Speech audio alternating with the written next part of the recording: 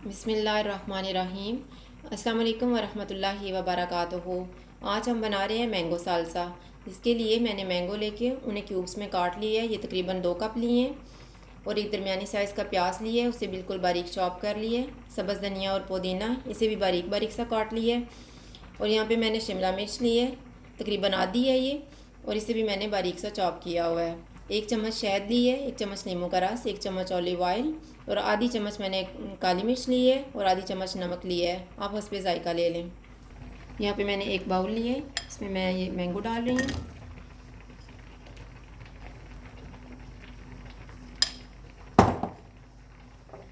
प्याज,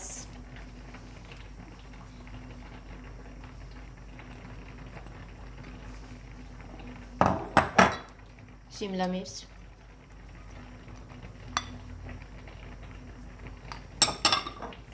सब्ज़ धनिया और पुदीना,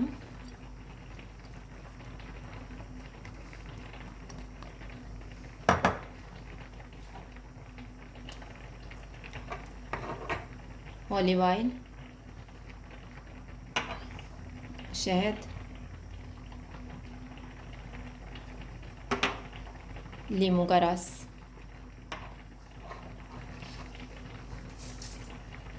नमक और काली मिर्च।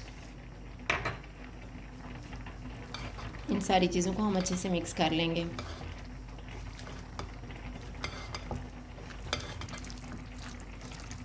इन्हें तकरीबन 1 से 2 मिनट तक इसी तरह से मिक्स करें। अगर आपने इसको थोड़ा सा स्पाइसी करना है तो कुटी हुई लाल मिर्च थोड़ी सी डाल दें।